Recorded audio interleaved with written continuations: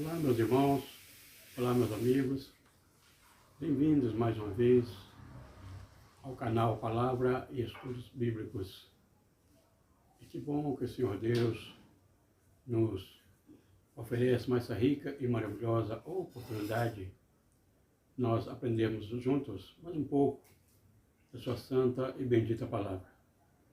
E eu gostaria de pedir a vocês, mais uma vez, para não esquecer de deixar o seu like, de ativar o sininho de notificações e, sobretudo, não deixe de se inscrever no canal para que a gente possa ter um crescimento com a graça do Senhor Deus. O texto a ser lido hoje está no capítulo 9 do Evangelho do Senhor Jesus, escrito por Marcos, do versículo 1 a seguir. Então, capítulo 9 do Evangelho de Marcos, a partir do versículo 1, nos acompanhe em suas Bíblias. E vamos então ler. Versículo 1. Dizia-lhes também: em verdade vos digo que dos que aqui estão, alguns há que não provarão a morte, sem que vejam chegado o reino de Deus com poder. E 6 dias depois, Jesus tomou consigo a Pedro, a Tiago e a João, e os levou sós, em particular, a um alto monte, e transfigurou-se diante deles. E os seus vestidos tornaram-se resplandecentes em extremo, brancos como a neve, tais como nenhum lavandeiro sobre a terra os poderia branquear. E apareceu-lhes Elias com Moisés, e falavam com o Senhor Jesus. E Pedro, tomando a palavra, disse a Jesus: Mestre, bom é que nós estejamos aqui e façamos 3 cabanas, um para ti, outra para Moisés e outra para Elias. Pois ele não sabia o que estava dizendo, porque estavam assombrados. E desceu uma nuvem que os cobriu com a sua sombra. E saiu da nuvem uma voz que dizia: Este é o meu filho amado, a ele escutai. E tendo olhado em redor, ninguém mais viram, senão Jesus com eles. Amém. Até aqui a nossa leitura. Então, amados, o Senhor Jesus estava finalizando a sua caminhada terrena, seu ministério terreno, o período em que ele esteve encarnado, em que ele assumiu a forma humana, e estava chegando o dia dele em Jerusalém, ele ser preso, ele ser julgado, ele ser condenado à morte, e passar pela morte, e assim efetivar a nossa redenção, a nossa salvação, pagar o preço da nossa remissão e pagar o preço da nossa absolvição, nossa justificação diante do Pai, e assim satisfazer a justiça do Pai que clamava contra o pecado. E este resgate, esse preço, nós não tínhamos condições mesmo de pagar, e o Senhor Jesus, então, graciosamente, amorosamente, ele ia se entregar, então, por nós, pagando o nosso preço. Ele pagou um preço que não era dele, pagou um preço que era nosso, mas ele pagou por nós.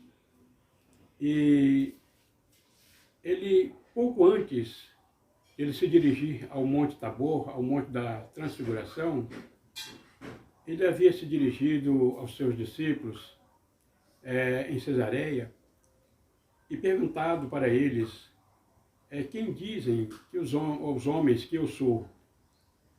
E eles disseram para o Senhor Jesus: olha, uns dizem que é João Batista, outros dizem que é Elias, outros ainda dizem que possivelmente pode ser Jeremias, ou ainda um dos profetas.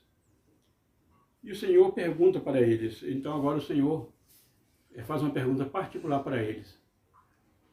E vós, quem pensais que eu sou? E então Pedro, respondendo por ele e pelos demais companheiros, pelos demais apóstolos, ele responde de uma forma sobrenatural. Ele recebe, Senhor Deus Pai, esta revelação, recebe de Deus essa revelação.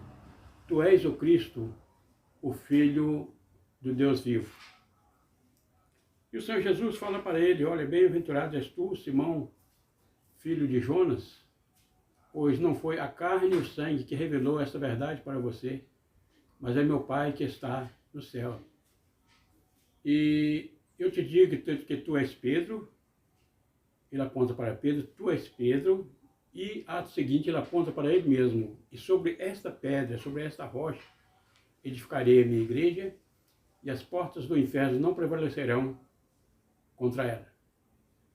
E a ato contínuo, o Senhor revela, começa a falar mais abertamente para eles a respeito da sua prisão em Jerusalém, que ele iria padecer, ele iria sofrer, iria ser rejeitado e ele iria ser condenado, mas ao terceiro dia ele ressuscitaria.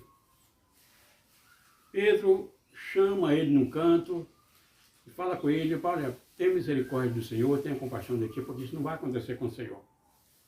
E aquele moço que em pouco tempo havia recebido uma revelação da parte do Senhor Deus a respeito de verdadeiramente quem é o Cristo, e agora ele abre uma porta de legalidade e deixa então o adversário usar para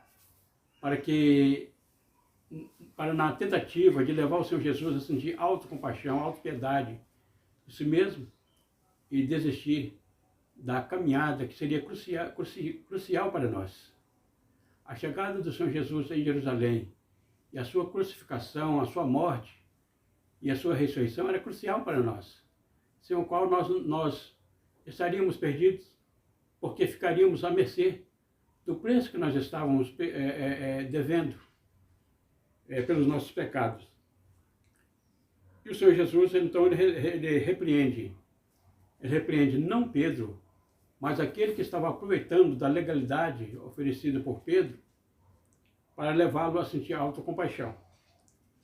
E ato contínuo, o Senhor Jesus, terminando essa ministração, ele diz, também em verdade vos digo que dos que aqui estão, alguns há que não provarão a morte, sem que vejam chegado o reino de Deus com poder ou com a sua glória.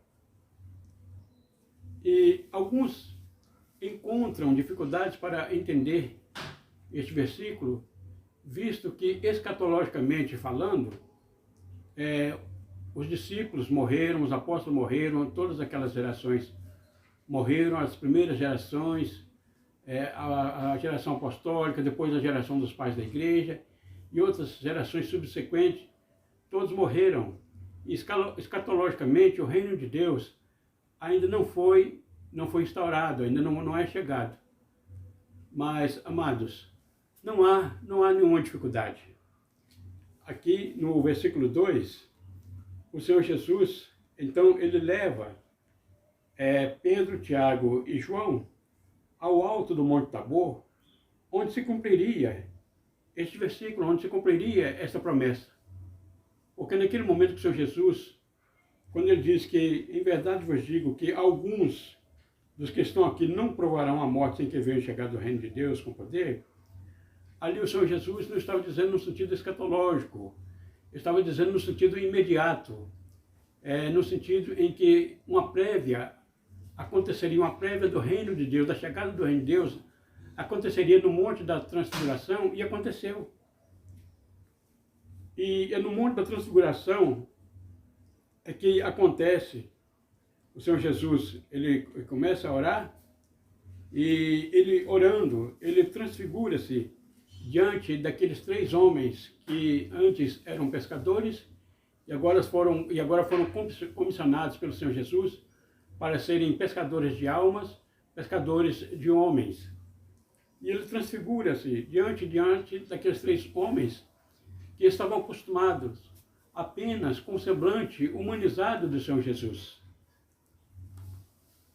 E aquele momento se tornou um acontecimento ímpar, singular, para Pedro, para Tiago e João.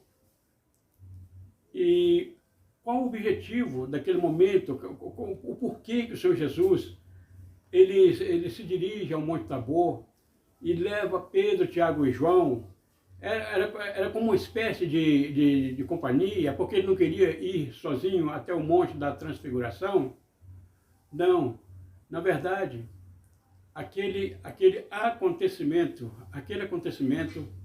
como em tudo que o Senhor Deus faz, tudo que o Senhor Deus permite em nossa vida, na vida da sua amada igreja, na vida do seu povo, desde o povo da antiga aliança ao povo da nova aliança, tudo tem um propósito. Deus não trabalha com improviso, o Senhor Jesus não trabalha com improviso e nem trabalha com coincidências. Tudo há um propósito. Tudo há um propósito. E pode ter certeza, amados, que mesmo quando nós não compreendemos alguns dos propósitos do Senhor Deus, mas podemos ter certeza que é para cooperar para o nosso bem, para o nosso crescimento espiritual, para o nosso conforto, para o nosso consolo, para a nossa exortação, para a nossa correção, mas vai contribuir para o nosso bem. E aquele acontecimento não foi diferente. Aquele acontecimento, primeiramente, confortou, foi um acontecimento para confortar o próprio Senhor Jesus Cristo, que dali a pouquinho tempo ele iria sentir uma intensa agonia no Getsemane, por causa do momento em que ele teria que passar na cruz do Calvário. Afinal de contas, ele iria enfrentar a cruz não como um malfeitor em si mesmo, mas por causa das nossas obras erradas, por causa dos nossos pecados, por causa da nossa natureza adâmica, por causa dos nossos pecados, os pecados da humanidade, o pecado de todos aqueles que viriam a crer nele, estaria sobre ele. Então esse acontecimento, primeiramente, foi um conforto para o Senhor Jesus, porque ali ele, num período de tempo, ele reaveu a sua glória. Ele reaveu a glória que ele havia abrido mão desde a sua eternidade, antes da fundação do mundo.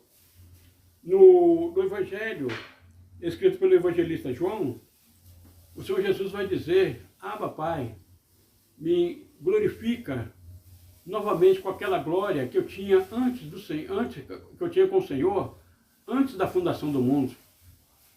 E o Pai responde para ele: eis que eu já o tenho glorificado e ainda o glorificarei ainda mais. Ali o Senhor Jesus já tinha passado pelo Monte da Transfiguração. Então o Senhor Deus Pai estava falando para o Filho: eu já o glorifiquei no Monte da Transfiguração, estou parafraseando, e ainda o glorificarei muito mais. Ou seja, o Senhor Jesus, após ele expirar na cruz do Calvário, ele ressurgiria, ele ressuscitaria com o corpo novamente glorificado, ou seja, ele ressuscitou em glória. Ele ressuscitou não com um corpo limitado, como nós ainda estamos sujeitos a este corpo, a essas limitações deste corpo humano, mas ele ressuscitou com um corpo glorificado. E a evidência é que quando os discípulos eles estavam trancados no quarto, com medo dos judeus, com medo de ser preso pelos judeus, ele entrou, ele chegou no quarto, ele não precisou de abrir a porta, ele não bateu na porta, ele atravessou a parede e, chegando lá, ele disse para eles: paz seja convosco. E no Monte da Transfiguração, então, aconteceu esses momentos tão maravilhosos, esse acontecimento tão glorioso, do qual fez parte o Senhor Jesus e fez parte Pedro, Tiago e João.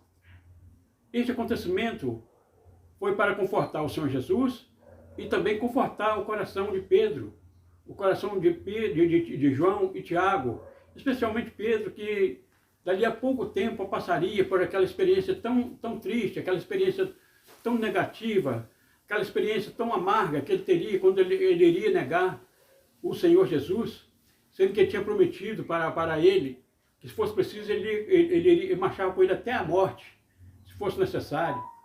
E ele passaria por aquela experiência tão amarga, tão triste. E essa prévia do reino de Deus em poder e glória foi também um conforto para aqueles 3 homens. E como se não bastasse já o momento extraordinário que eles estavam experimentando, porque, afinal de contas, ali eles puderam contemplar e verificar que realmente aqueles que estavam seguindo, aqueles que os haviam comissionado para ser pescadores de almas, pescadores de homens, era de fato o Filho de Deus. Não era simplesmente um guia espiritual extraordinário, mas era de fato o Filho de Deus. Então, como se não bastasse, a singularidade daquele momento, ainda aparece Elias e Moisés falando com o Senhor Jesus. Falando com o Senhor Jesus. Aí também nós encontramos aqui a representação de 3 períodos importantes. 3 períodos importantes. Encontramos aqui a representação da lei em Moisés. Encontramos aqui a representação das profecias, especialmente as profecias messiânicas que se cumpriram em Cristo Jesus. E encontramos também na vida, através de Pedro, Tiago e João, uma representação apostólica, uma representação de eclésia, ou seja, nós encontramos ali, representados por aqueles 3 homens, o núcleo da igreja. Então já encontramos a igreja do Senhor Jesus, é como se fosse uma pequenina congregação da igreja do Senhor Jesus, que nasceria no dia de Pentecostes, que seria efetivado no dia de Pentecostes, ali no Monte da Transfiguração. Então a presença daqueles 3 homens no Monte da Transfiguração não foi porque o Senhor Jesus estava temeroso de subir ao monte sozinho, porque muitas das vezes o Senhor Jesus sempre se encontrava a sós com o Pai.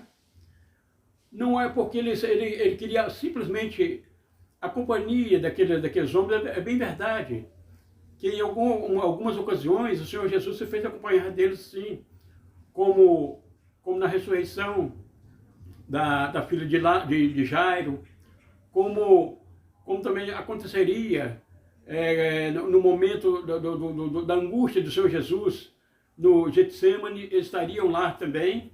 Então eles sempre acompanhavam o Senhor Jesus em alguns acontecimentos. Mas aqui, além do conforto que viria sobre eles, sobre o Senhor Jesus e sobre eles, havia também a representatividade da igreja primitiva, representada por aqueles 3 homens. Então o privilégio deles era muito grande. E não menos grande o privilégio de Moisés e de Elias. Moisés apareceu no monte, ali no Monte da Transfiguração, não foi por acaso. Paulo vai nos dizer que a lei nos serviu de condutor até Cristo. Paulo vai dizer que o fim da lei é Cristo para todo aquele que nele crê. Moisés, ali no Monte da Transfiguração, é como se nós pudéssemos ouvir ele falar com o Senhor Jesus, numa conjectura, ele falando para o Senhor Jesus: aqui está a minha dispensação, aqui está tudo o que foi escrito, tudo que me foi entregue, toda a legislação que me foi entregue no Monte Sinai, porque verdadeiramente toda a legislação que me foi entregue se cumpre no Senhor. Porque a lei e os profetas duraram até João Batista, diz o Senhor Jesus. E João Batista é aquele que preparou o caminho do Senhor. Aí Moisés estava no monte, então, simbolicamente, encerrando a sua jornada, a jornada da lei, o advento da lei. terrenamente, humanamente, Moisés já havia encerrado a sua caminhada lá no Monte Nebo, quando na iminência do povo de Israel entrar na terra prometida, conduzido por Josué, ali Moisés termina a sua caminhada terrena. Mas aqui Moisés, ele entrega então o advento da lei nas mãos do seu Salvador. E igualmente Elias também estava ali confessando ao Senhor, ao seu Salvador, dizendo, olha, no Senhor se cumpre tudo que está escrito nos profetas, não somente na lei, mas nos profetas, tudo que está escrito aponta para o Senhor. Então toda a lei e a profecia apontava para o Senhor Jesus. Ainda se nós pudéssemos ainda contemplar numa outra conjectura, Moisés falando, olha, é ele, o cumprimento de toda a lei. Tudo que está escrito no Pentateuco, tudo que está escrito nas leis morais de Deus, aponta e se cumpre nele. Por isso que o Senhor Jesus, ele disse, não penseis que eu vim abolir a lei, mas eu vim cumprir. E realmente ele cumpriu. E somente ele, ainda tem outro fato, somente ele teve a plena condições de cumprir a lei em toda a sua essência, em toda a sua íntegra. A prova disto é que Pedro, no capítulo 15, no versículo 10 do livro de Atos dos Apóstolos, na assembleia que aconteceu na igreja em Jerusalém, quando alguns dentre dos fariseus que tinham se convertido, mas que estavam apregoando a continuação do advento da lei de Moisés, para ser um cristão, para servir a Cristo, Pedro vai dizer para eles, olha, não é justo nós colocarmos sobre o ombro dos crentes gentios, aqueles que não são judeus, um jugo que nem nós e nem nossos pais, nós podemos suportar. Ou seja, Pedro estava dizendo, nós não conseguimos cumprir a lei em toda a sua íntegra, da forma que era necessário. E vocês estão querendo colocar sobre o ombro dos cristãos, os crentes gentios, essa responsabilidade, esse peso. Porque somente o Senhor Jesus, ele teve a plena condições, a plena capacidade de cumprir a lei e os profetas em toda a sua íntegra, porque ele não tinha a mancha, ele não tinha a mácula do pecado. Moisés foi um fiel servo de Deus, amém. Elias foi um fiel servo de Deus, amém. Mas com toda a sua fidelidade, com toda a sua dedicação, eles nasceram com a mácula do pecado adâmico. O Senhor Jesus, ele não teve esta mácula. Tanto que a morte e o inferno jamais tiveram nenhuma legalidade sobre o Senhor Jesus. Nós nascemos debaixo dessa legalidade, e ai de nós, se o Senhor Jesus não cumpre a lei, não satisfaz a plena justiça de Deus na cruz do Calvário, nós estaríamos perdidos. Um outro detalhe também que nós aprendemos com a presença de Pedro, Tiago e João no Monte da Transfiguração, além dos objetivos, motivos já apresentados aqui, é que o Senhor Jesus, como nós já dissemos, o Senhor Jesus, ele cumpriu a lei cabalmente. E a lei exigia, a lei requeria que numa reunião daquela, seria necessário 2 ou 3 testemunhas para que o caso tivesse validade, para que a reunião tivesse validade. E aqueles 3, além de serem confortados, além de contemplar o seu amado Jesus Cristo, o seu Salvador, na sua glória, foi um tempo momentâneo, mas que aconteceu, além de contemplar o Senhor na sua glória, eles ainda tiveram o privilégio, não somente de representar o período apostólico, de representar o núcleo da igreja, como também eles tiveram o privilégio de estar ali como testemunhas daquela reunião tão maravilhosa, daquela reunião tão importante, uma reunião que nós podemos chamar de uma reunião de diretoria, uma reunião de cúpula, porque ali estavam nada mais, nada menos do que Deus Pai, Deus Filho e Deus Espírito Santo, além de Moisés e Elias, representando 2 períodos importantes na dispensação da humanidade, o período da lei e o período profético. E os três representando o período apostólico e o período eminente da Igreja do Senhor Jesus Cristo. E nós então contemplamos aqui então, Pedro, ao mesmo tempo que estava maravilhado com aquele momento, e era para estar maravilhado mesmo, mas Pedro também desnorteado, ele queria registrar aquele momento, e ele não dispunha de uma filmadora, não dispunha de uma câmera, não dispunha de um celular, para registrar aquele momento. E então, o recurso que ele encontrou, como era nesses dias, estava acontecendo em Jerusalém, a festa dos tabernáculos, então, o recurso que ele encontrou foi sugerir ao Senhor Jesus para que se construísse 3 cabanas, uma para o Senhor Jesus, uma para Moisés e outra para Elias. A intenção era boa, mas acontece, queridos, que o irmão Pedro não estava compreendendo que aquele acontecimento era só um momento que seria perpetuado depois pela morte, ressurreição e assunção do Senhor Jesus, e escatologicamente vai acontecer, vai ser efetivada definitivamente com a volta do Senhor Jesus no Monte das Oliveiras, com a volta do Senhor Jesus em poder e grande glória para destruir o exército do anticristo, para destruir todo o mal, para destruir a morte, para destruir o inferno e prender Satanás por 1000 anos.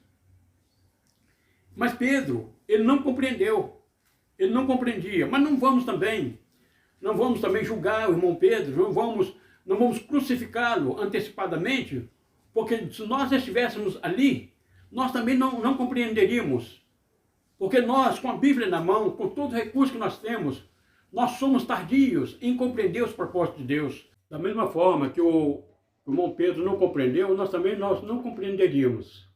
Então podemos entendê-lo. Mas diz o texto que ele não sabia o que estava dizendo. E no mesmo momento, ele ainda estava falando essas palavras, e o Senhor Deus, Pai, então, diz o texto aqui, que desceu uma nuvem que os cobriu com a sua sombra, e saiu da nuvem uma voz que dizia: "Este é o meu filho amado, a ele ouvi." Pedro, inconscientemente, ele estava nivelando com essa proposta Moisés e Elias com o Senhor Jesus. Acontece que o Senhor Jesus, ele é inigualável. O Senhor Jesus, ele não tem como comparar o ser humano com ele. Porque todo ser humano nasce com a mácula do pecado, nasce com a herança do pecado adâmico. O Senhor Jesus, pelo contrário, ele em tudo foi tentado, mas sem pecado. E Pedro, naquele momento, ele não compreendeu que aquele momento que eles estavam passando era uma prévia, era uma antecipação do reino de Deus em poder e grande glória, que seria efetivado, como já disse, pouco depois, com a morte, a ressurreição e a ascensão de nosso amado e Salvador Jesus Cristo. Agradecemos ao Senhor Deus por sua infinita bondade, por sua infinita misericórdia, porque tudo que aconteceu com o Senhor Jesus, tudo que Ele permitiu acontecer com o seu amado Filho, foi por nossa causa. É para que nós não fôssemos para a condenação eterna. E nós somos gratos a Deus por isto. E assim, amados, nós também podemos contemplar a glória de Deus, não mais no Monte da Transfiguração, mas nós temos a rica e maravilhosa oportunidade de contemplar a glória de Deus em nossa vida, em nossos corações, comunicado através do santo e glorioso Espírito de Deus, que o Senhor Jesus enviou para estar conosco, enviou para nos guiar a toda a verdade. E assim que nós possamos, a cada dia, contemplar e vivenciar a glória do Senhor Deus, a glória do Senhor Deus em nossa vida, na vida da sua amada igreja, na vida do seu amado povo, até a volta de nosso amado e Salvador Jesus Cristo, em poder e grande glória, para nos levar para estar para sempre com Ele. Que Deus em Cristo nos continue abençoando, em nome de Jesus. Amém. Até a próxima oportunidade, em nome de Jesus.